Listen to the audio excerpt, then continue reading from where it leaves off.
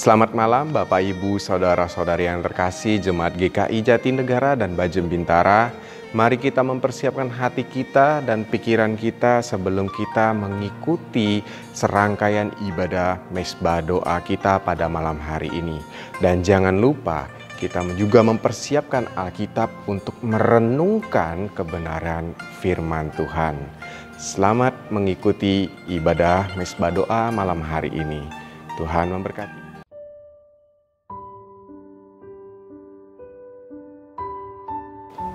Mari Bapak Ibu Saudara-saudari sekalian Jemaat GKI Jatinegara Bajem Bintara, kita berdoa sebelum memulai ibadah mesbah doa kita malam hari ini. Bapa di surga, kami datang kepadamu malam hari ini untuk mengikuti serangkaian ibadah mesbah doa. Pimpin setiap kami ya Tuhan untuk mendengarkan, merenungkan, menaikkan pujian kepadamu ya Bapa. Biarlah kebenaran daripada firman-Mu ketika diberitakan kami melalui ibadah ini semakin diteguhkan kehidupan kami. Tuhan, pimpin rangkaian ibadah kami mulai dari awal, pertengahan hingga akhir hanya di dalam nama-Mu. Demi nama Tuhan Yesus Kristus, Juru Selamat kami yang hidup. Amin.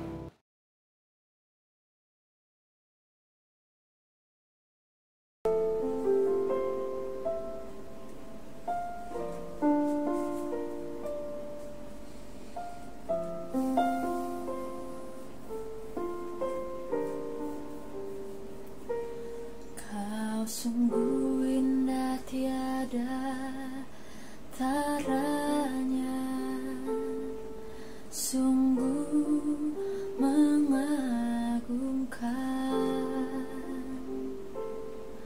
sungguh ajaib untuk dimengerti, lebih dari semua yang ada. Hikmat-Mu tiada terselami, kasih-Mu dalam tak terduga. Kau sungguh indah tiada taranya, mulia dan berkuasa.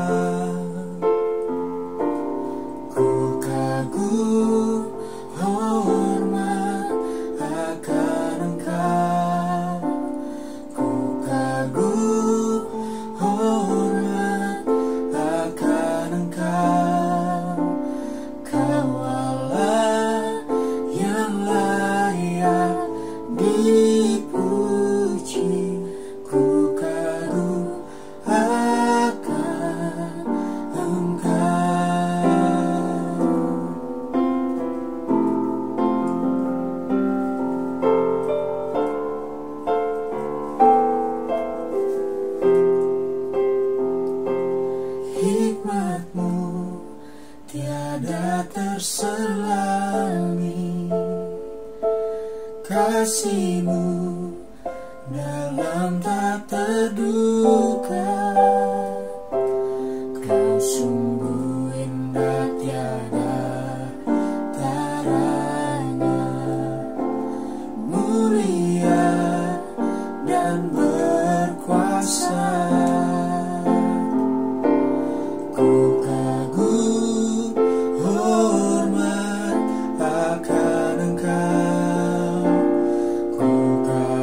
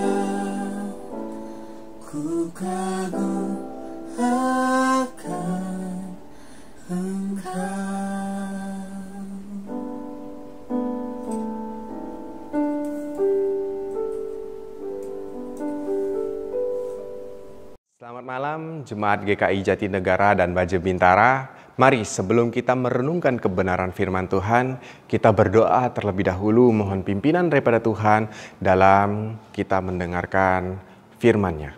Bapa di surga, kami datang kepadamu malam hari ini untuk merenungkan kebenaran firman Tuhan. Pakai hamba-Mu ya Tuhan untuk menyampaikan kebenaran firman-Mu. Biarlah benih yang ditabur di dalam setiap hati anak-anak-Mu di tempat ini dapat bertumbuh subur seperti tanaman yang tumbuh sedemikian subur ya Tuhan.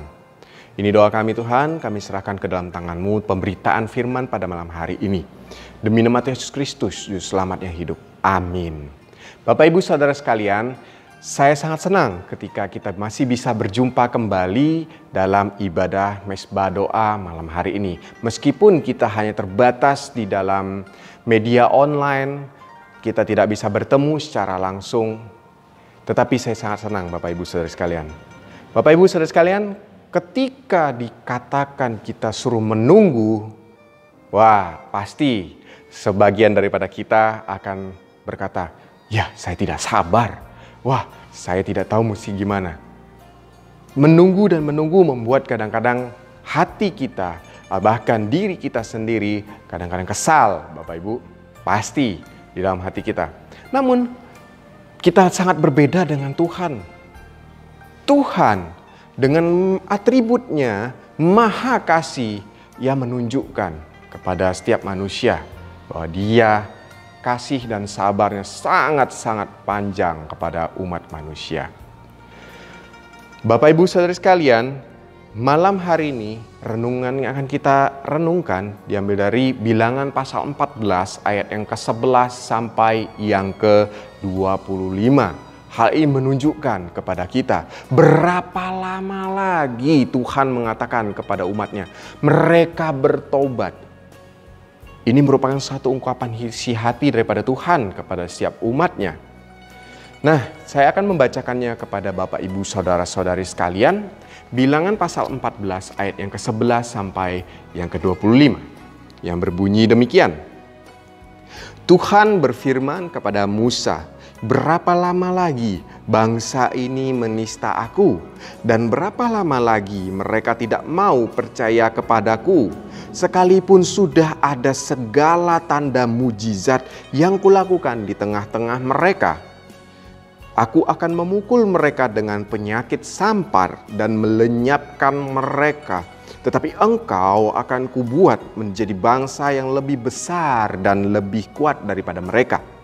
Lalu berkatalah Musa kepada Tuhan, jikalau hal itu kedengaran kepada orang Mesir, padahal engkau telah menuntun bangsa ini dengan kekuatanmu dari tengah-tengah mereka, mereka akan bercerita kepada penduduk negeri ini yang telah mendengar bahwa engkau Tuhan ada di tengah-tengah bangsa ini dan bahwa engkau Tuhan menampakkan dirimu kepada mereka dengan berhadapan muka waktu awanmu berdiri di atas mereka dan waktu engkau berjalan mendahului mereka di dalam tiang awan dan pada waktu siang dan di dalam tiang api pada waktu malam.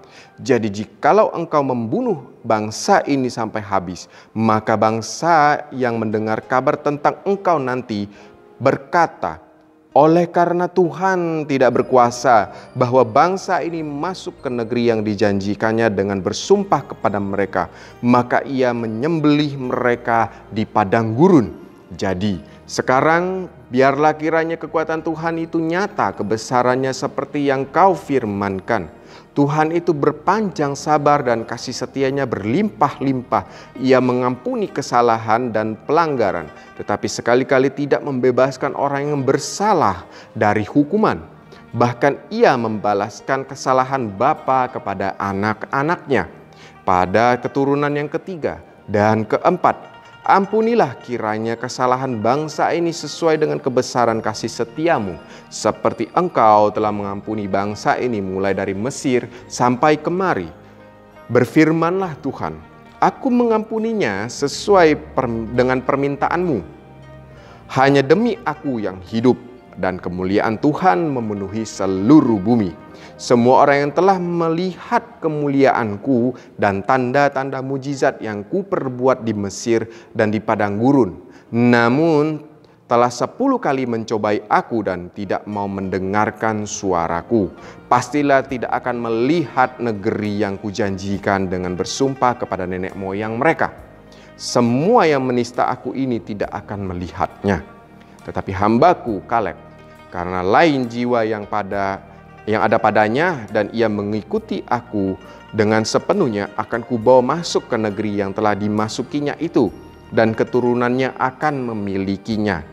Yang terakhir ayat ke-25, orang Amalek dan orang Kanaan diam di lembah. Sebab itu berpalinglah besok dan berangkatlah ke padang gurun, ke arah Laut Teberau. Demikian pembacaan kita pada malam hari ini, khususnya firman Tuhan. Kiranya berbahagialah setiap orang yang mendengarkan dan merenungkannya setiap saat. Seperti Mazmur mengatakan di pasal 1 ayat 1 sampai dengan yang 5. Teks yang kita baca tadi merupakan satu cuplikan episode yang cukup panjang dan bisa dikatakan juga episode yang buruk bagi bangsa Israel. Kenapa? Ketika diutusnya mata-mata untuk mengintai tanah Kanaan, namun ada mata-mata yang memberitakan bahwa Kanaan ini dihuni oleh orang-orang besar dan menimbulkan ketakutan jikalau secara manusiawi. Ada pula yang mengatakan itu ya menceritakan keburukan satu tempat, sedangkan yang benar hanya 2 yang mengatakannya.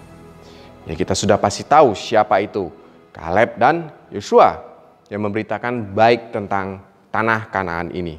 Begitu juga kepada kita, Bapak Ibu Saudara sekalian jemaat yang terkasih, ketika mau melakukan suatu acara, baik itu kumpul-kumpul bareng maupun kita bersama-sama membicarakan satu topik ketika berkumpul di tempat yang baik atau retret lah misalkannya ya. Ketika memilih tempat, ada yang bisa mengatakan layak, namun ada pula yang mengatakan ya itu tidak cocok. Padahal di belakangnya tanah itu sangat cocok sekali, atau tempat itu sangat cocok sekali untuk melakukan retret. Nah, kadang-kadang itulah yang membuat kita memiliki stereotip atau pemikiran yang negatif. 12 pengintai yang diutus oleh Musa berbeda jauh dengan 2 di dalamnya, yaitu Yosua dan Kaleb. Ketika memberitahukan kondisi di mana tanah Kanaan itu berlimpah-limpah madu dan bisa dilawan karena mereka percaya kepada Allah dengan kekuatan Allah. Dan ini menunjukkan kepada kita bahwa Yosua dan Kaleb memberitakan satu hal yang kadang-kadang mungkin di luar nalar kita. Jikalau kita meminta, kita menerima pandangan daripada yang mengatakan, ya tanah Kanaan itu jelek. Untuk itu teks malam hari ini merupakan respon sikap negatif atas bangsa Israel. Maka dari itu, di dalam teks ini ada campur tangan atau intervensi daripada Allah atas Yosua yang memberitakan kabar baik tentang tanah Kanaan. Allah turut campur, Allah melindungi Yosua dan Kaleb. Kenapa? Karena pada saat diberitakan oleh mereka berdua tentang tanah Kanaan itu layak dihuni, karena itu mereka menerima janji Allah, tetapi ada orang yang mau melempari dia dengan batu. Khususnya orang-orang Israel yang banyak. Dan yang menjadi parahnya ini bukan masalah hanya terjadi 1 kali. 2 kali masih terjadi. 3 kali, bahkan 4 kali. Bangsa Israel selalu mengulang-ulangi kesalahan yang sama. Hal ini terkadang sama dengan kita sebagai manusia yang sebetulnya sudah menerima janji Allah. Akan tetapi mengambil resiko yang selalu mengulang-ulang kesalahan yang sama. Ujung-ujungnya jatuh juga ke lubang yang sama. Hal demikian dapat dikatakan bebal, istilah orang pada zaman itu. Kita pun bisa dikatakan bebal kalau kita senantiasa dan terus jatuh ke dalam lubang yang sama. Dalam ayat 22b kita bisa melihat penantian yang panjang sekali. Dikatakan sampai 10 kali bangsa Israel mencobai Allah. Tentu saja di dalam menafsirkan tentang kata 10 kali ini memiliki cara yang berbeda-beda. Ada yang misalkan menghitungnya dengan cara yang tepat, bahwa angka 10 merupakan angka genap. Ada pula yang menyebutkan bahwa angka 10 itu angka kepenuhan. Namun ada juga yang mengatakan secara hurufiah, tetapi mereka berulang-ulang melakukan ini, dan ini merupakan satu figuratif yang menunjukkan bangsa ini sangat-sangat bersalah. Oke, misalkan sebuah ilustrasi mengenai anak-anak di rumah. Nggak usah anak-anak deh, kita sebagai orang dewasa pun kadang-kadang demikian. Ketika menyadari sebuah kesalahan, biasanya seorang anak ketika dikasih tahu satu kali, oke, dipikirnya satu pengalaman lah. Kedua kali, wah sudah mulai. Ketiga kali, kita kadang-kadang sudah mulai gondok. Tetapi bagi mereka, bagi anak-anak, satu kali, tidak apa-apa. Kedua kali, masih ada satu kali lagi. Nah, ketiga kali baru dia akan berpikir, kalau papa atau mama saya tidak akan memukul saya lagi karena sudah habis kesempatan saya 3 kali. Dalam pandangan kita yang sudah mengerti, pasti kita akan berpikir kalau salah 1 kali ya tidak apa-apa. Tetapi masuk kedua kalinya mungkin ini kelalaian. Tetapi masuk kok sampai 10 kali berarti itu satu pembangkangan atau suatu penghinaan. Kalau anak kita sendiri sudah pasti akan kita hukum. Mau itu hukum berdiri selama 30 menit atau bahkan selama 1 jam kadang-kadang. Hal demikian juga sama ketika Tuhan berkata berapa lama lagi. Dan bahkan dikatakan oleh Tuhan lagi, mereka sudah sebanyak 10 kali menista aku. Sudah 10 kali meragukan, kalau bisa dikatakan. Dalam teks ini Tuhan menganggap apa yang telah dilakukan oleh bangsa Israel ini merupakan satu penistaan. Dan ini adalah satu ungkapan penghinaan terhadap Tuhan. Wow. Hal ini dapat kita muncul dari teks ini sebanyak 2 kali. Khususnya di ayat yang 11 dan ayat yang ke-23. Tuhan dengan tegas memandang apa yang dilakukan oleh bangsa Israel merupakan satu penghinaan. Kesalahan yang terus-menerus diulangi, apalagi fatal. Terutama tidak percaya kepada pimpinan Tuhan. Ini merupakan penistaan terhadap Tuhan. Kadang-kadang kita juga pasti melakukan demikian. Entah itu di rumah, entah itu di gereja, entah itu kita di tempat kerja. Kadang-kadang kita melakukan kesalahan yang sama dan sama terus. Kita tidak ada berubah sedikit pun. Kita sama dengan bangsa Israel. Tetapi Tuhan karena anugerahnya yang besar kepada kita, tetap memberikan kasih-Nya kepada kita. Mari kita lihat apa maksudnya penistaan ini. Apa yang dimaksud menista Tuhan? Dari teks lain mungkin kita dapat menemukan jawaban tambah-tambahannya. Tetapi dalam teks ini menunjukkan kepada kita bahwa menista Tuhan ada 2 macam. Yang pertama yaitu meremehkan kemuliaan Tuhan. Wow. Poin ini kalau kita baca dengan teliti, intinya adalah tentang kemuliaan Tuhan. Bagaimana bisa? Ketika Tuhan menyatakan diri kepada Musa, di Gunung Sinai khususnya. Ketika Tuhan melakukan mujizat kepada bangsa Israel yang ada di dalam teks kita, itu menunjukkan satu kemuliaan Tuhan. Ketika muncul menista akan kemuliaan Tuhan, yang dihina di ayat khususnya ayat yang 10, ayat yang 11 dan ayat 22 dan 23b, bukan hanya kemuliaan saja yang dihina, tetapi menista ada ide tentang kemuliaan Tuhan. Menista Tuhan karena orang yang sudah tahu sangat berharganya Tuhan, tetapi dianggap tidak penting, itu merupakan satu penistaan. Jikalau orang yang tidak tahu, maka tidak menganggap penistaan, tetapi kebodohan atau kenaifan karena tidak tahu sesuatu yang berharga.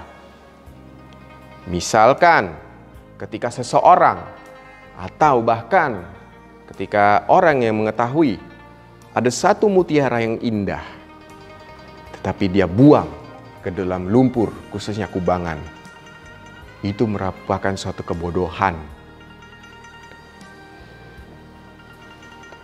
Ada lagi satu ilustrasi ketika ditemukannya manuskrip Dead Sea Scroll oleh para gembala. Mereka tidak tahu bahwa itu adalah manuskrip yang mahal. Tapi ketika sampai di tangan seorang ahlinya, manuskrip itu harganya sangat-sangat fantastis. Itu merupakan satu kebodohan kalau misalkan kita tahu benda itu bagus tetapi kita buang. Itu merupakan satu kebodohan. Juga bisa dikatakan merupakan satu penistaan. Begitu juga dengan bangsa Israel. Dan ini disebutnya menista. Lantas hidup kita bagaimana? Apakah kita melihat hal ini dalam hidup kita? Dalam gereja, dalam pekerjaan kita. Mari kita merenungkannya bersama-sama. Yang kedua, menganggap kebaikan Tuhan itu tidak cukup.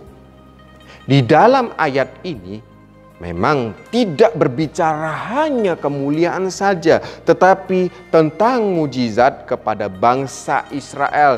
Tetapi munculnya mujizat ini disertai dengan kata penistaan, khususnya di ayat yang 11, 22 dan 23. Dua kali menista muncul tidak hanya kemuliaan, tetapi mujizat disertai juga. Hal ini menunjukkan kepada kita kebaikan Allah kepada bangsa Israel bukan hanya seperti pertunjukan show di dalam televisi atau apapun. Tetapi itu ditunjukkan ketika Tuhan melakukan mujizat untuk ketika bangsa Israel mengalami masalah. Itu menunjukkan setiap kali diadakan mujizat ini, Tuhan menunjukkan kata, "Aku sayang padamu." Di dalam bahasa kerennya, I love you. I love you. Itu yang diungkapkan oleh Tuhan kepada bangsa Israel. Tetapi mereka tetap menista dan menganggap karya Allah ini tidak cukup bagi mereka dan apa yang telah Tuhan lakukan kepada mereka. Ada kisah yang muncul kata menista di dalam Bilangan dan nanti akan di dalam 2 Samuel juga muncul, khususnya 12 pasal 12 ayat yang ke-9, 10 dan 14. Dan hal ini cukup variatif. Namun maknanya bisa dikatakan sama. Yang di 2 Samuel pasal 12 misalnya, Nathan mengatakan 22 kali membicarakan bahwa Daud menista Allah. Hal ini sama persis dengan ketika sebelum Nathan mengatakan menista Tuhan kepada Daud. Karena Tuhan telah memberi istri Yehuda dan muncul kata Tuhan telah, Nathan kemudian melanjutkannya. Jikalau Tuhan banyak begitu melakukan kebaikan, tetapi merasakan kurang dan Tuhan menambahkan, hal itu menunjukkan bahwa kita menganggap kebaikan Tuhan itu tidak cukup. Kalau kita menganggap Allah berharga, Allah harta yang sangat tak ternilai dalam hidup kita, pasti kita akan menganggap Allah adalah paling penting di dalam hidup kita. Karena kita tahu bahwa kasih karunia dari Tuhan melalui karya Kristus di atas kayu salib melawan kekuatan besar kita, yaitu kematian. Dan ini merupakan karya paling besar. Kalau di dalam bahasa Inggris terjemahannya, the biggest from God. The biggest gift from God. Lalu apa yang Tuhan lakukan kepada orang-orang yang menista ini? Tindakan Tuhan sesuai dengan sifatnya. Tuhan tidak bisa melakukan tindakan yang menabrak sifatnya. Karena Allah kita adalah Allah yang bijaksana. Jadi apa yang Allah lakukan sangat berkaitan dengan sifat-sifatnya. Dan ini responnya, sifat-sifat daripada Tuhan. Di ayat 18 ini merupakan kutipan Musa. Ucapan ini merupakan ucapan dari Tuhan. Ketika Musa melihat kemuliaan Tuhan dan oleh kemurahan Tuhan, Musa tidak dibinasakan. Dan ini juga merupakan satu peringatan kepada Musa bahwa Tuhan adalah seimbang. Ada kasih setia tetapi juga ada keadilan. Ada belas kasihan tetapi juga ada kebenaran. Yohanes 14 juga mengatakan demikian. Penuh dengan kemuliaan, sama dengan kemuliaan itu dipenuhi kasih setia dan kebenaran, dan itu dilakukan oleh Tuhan. Untuk itu Tuhan tidak pernah membatalkan janjinya dan tetap memegang teguh janjinya. Tapi karena Allah yang adil, Allah menghukum mereka yang tidak percaya. Mereka tidak ada apa-apa lagi. Tidak dapat juga apa-apa. Bagi yang tidak percaya kepada Tuhan, mereka tidak dapat menerima atau menikmati negeri Kanaan. Tuhan juga memperlakukan demikian kepada kita. Tuhan ketika melihat kita berbuat dosa, kita minta ampun kepada Tuhan. Kita datang kepadanya, pasti kita diampuni. Tidak peduli seberapa besar dosa kita. Karena pengorbanan Kristus di atas kayu salib, selama kita datang dengan kesungguhan, Ia akan mengampuni kita.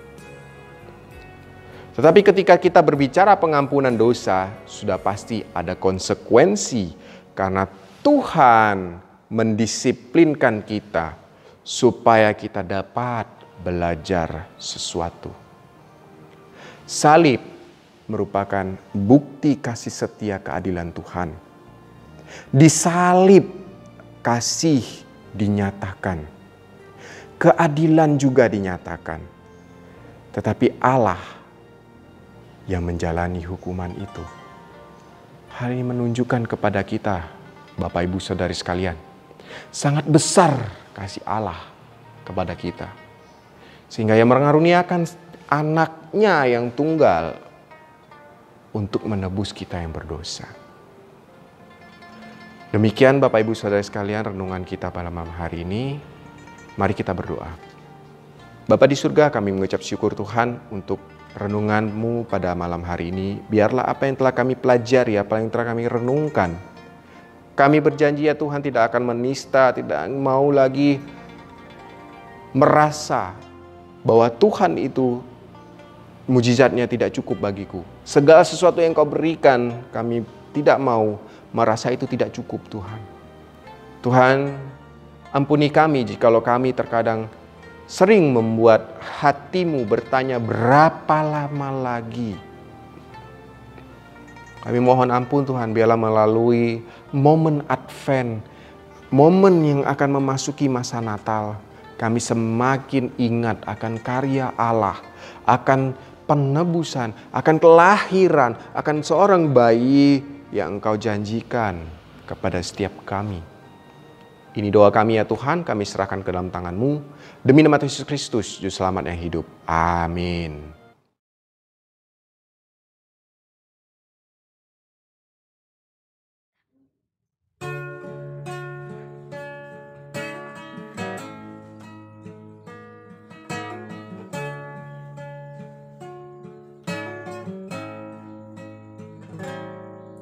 Tuhan, berapa lama ku dilupakan? Tuhan, berapa lama lagi Engkau sembunyi dariku? Engkau sembunyi dariku.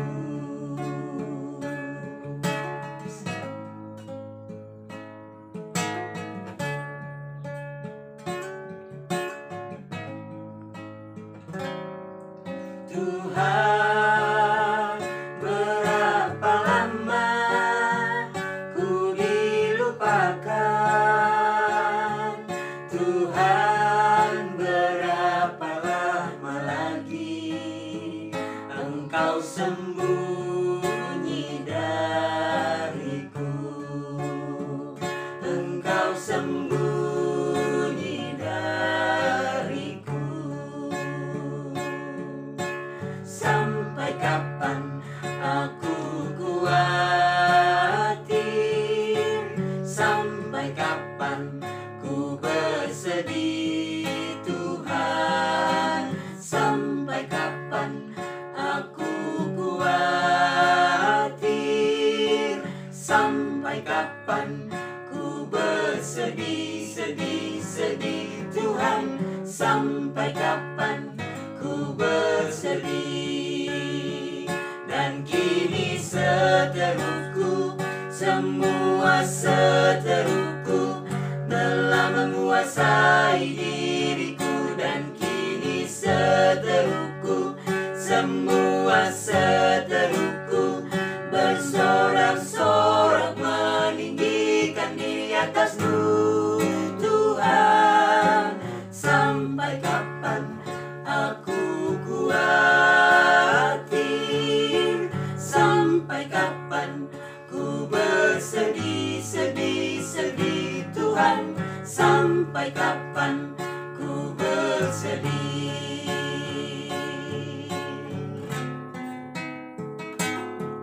Tuhan, ya Tuhan Allah, pandanglah aku.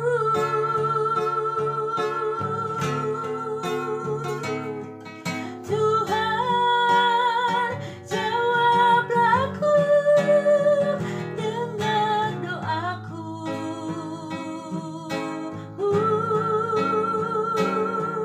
Tuhan, tolong pulihkan kekuatanku, agar mataku bercahaya.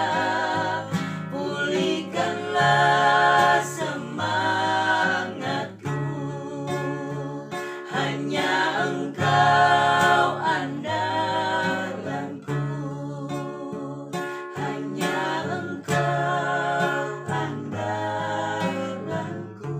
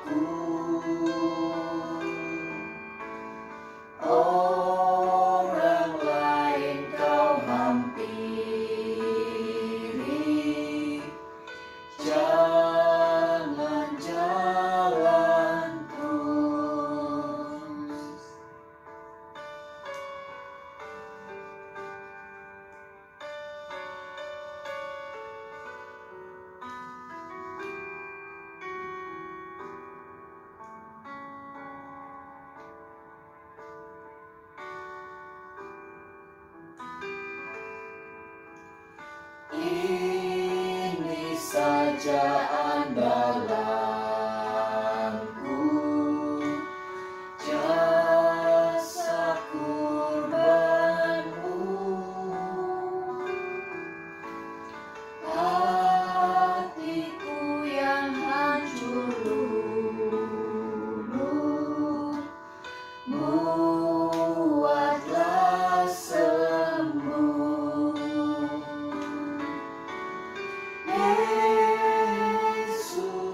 Yesus Tuhan,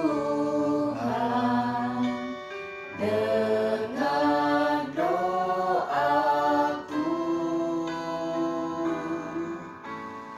Orang lain kau hampiri, jangan jalan terus. Orang lain kau hampiri, jangan jalan terus.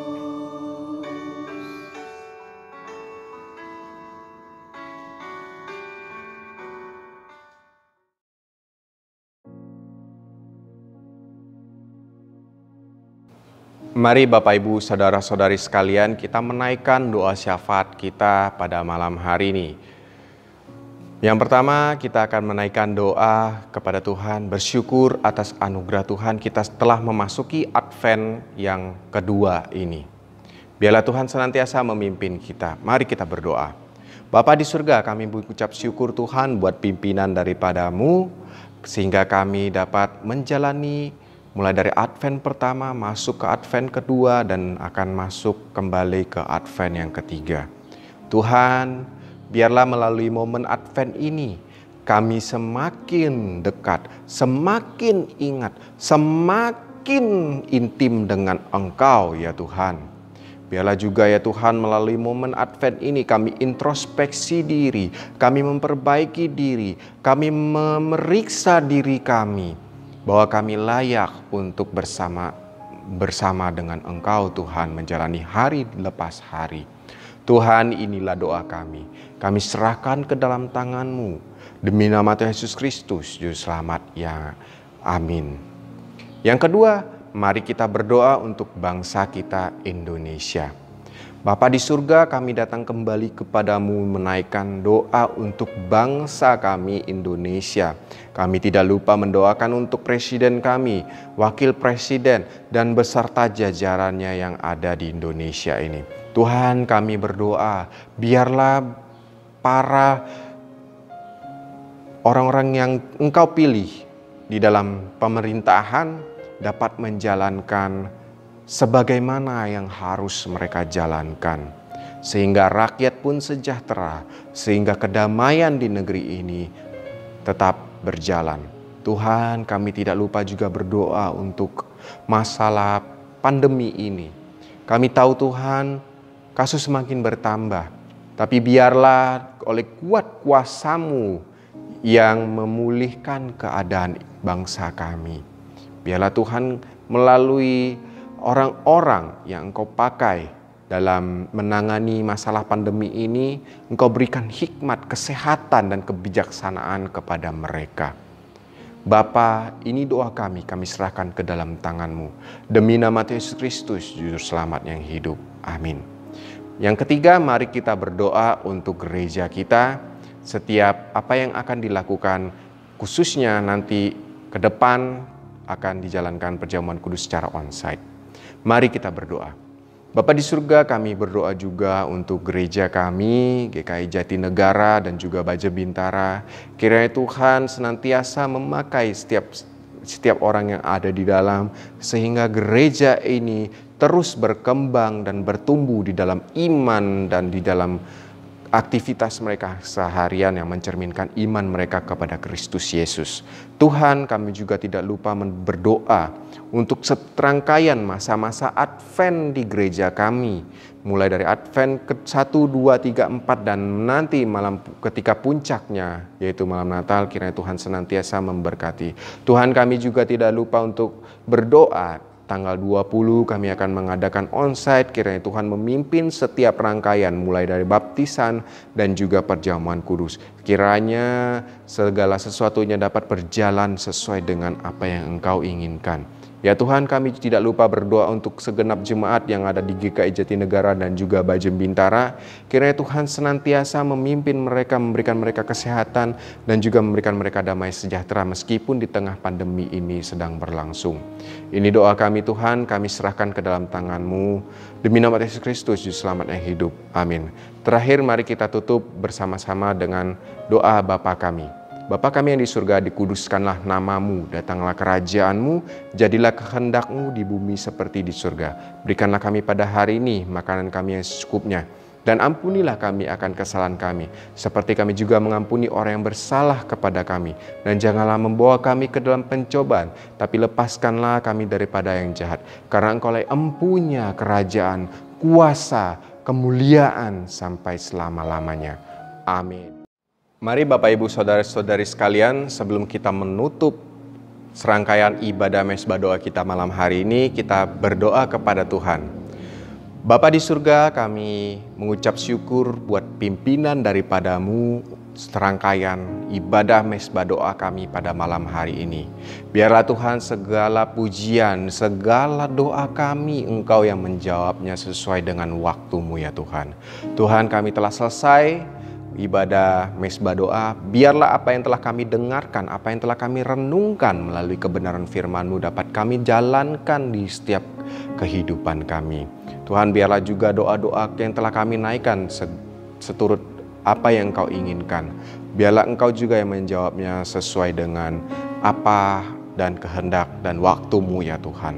Ini doa kami Tuhan, demi nama Yesus Kristus, Juru Selamat yang hidup. Amin. Demikianlah serangkaian ibadah kita malam hari ini. Kiranya Tuhan Yesus senantiasa memberkati Bapak, Ibu, Saudara-saudari sekalian Jemaat GKI Jatinegara dan juga Bajem Bintara. Tuhan Yesus memberkati. Amin.